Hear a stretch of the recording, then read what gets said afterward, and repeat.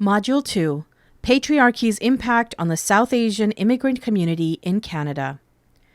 Part 2, South Asian Women in Canada. Abused South Asian women are victimized firstly by the violence perpetrated against them by their spouse or other family, secondly by Canadian mainstream service providers who may fail to provide culturally appropriate supports and interventions that can empower these women.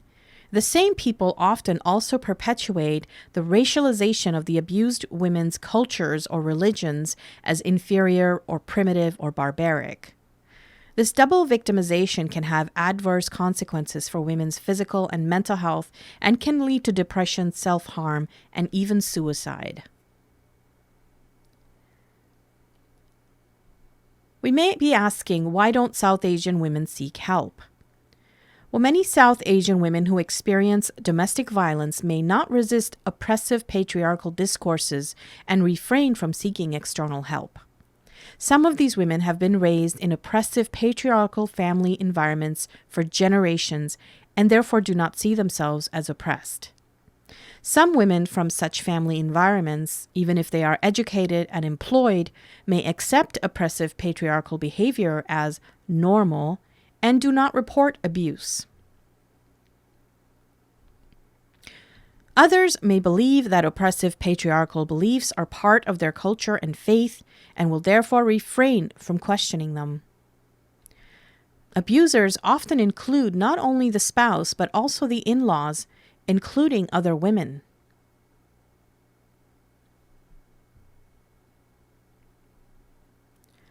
Strong patriarchal norms in South Asian families have led to the belief that domestic violence is a private matter that must be managed with the help of family elders or extended family members and not reported to anyone outside. Many immigrant women, having left behind their family support networks, often have no trusted family members they can turn to for support, and they may be terrified of consequences such as ostracism from the community, separation from the children, and financial distress if they talk about the intimate partner violence or are seen accessing help.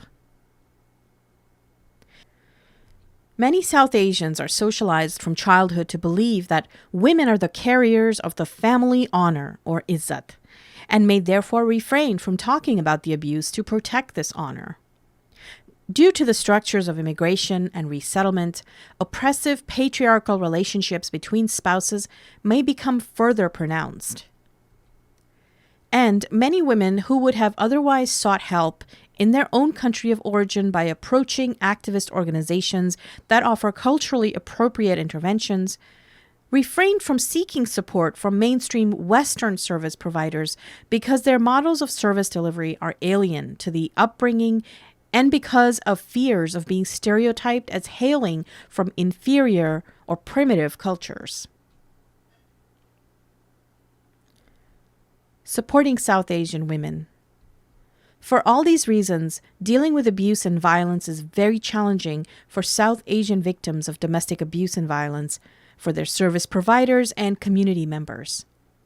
Studies show high rates of depression, suicide, and post-traumatic stress disorder among abused South Asian women.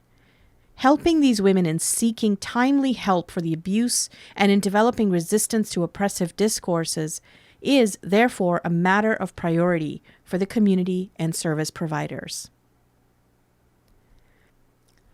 This calls for a holistic approach that combines interventions at the individual and family level and action at the community level.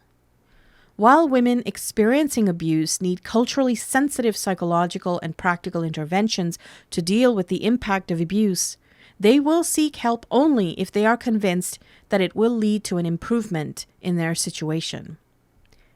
The entire community needs to be mobilized through programs in which influential community leaders, elders, religious heads, family matriarchs, school principals and teachers, and service providers are involved.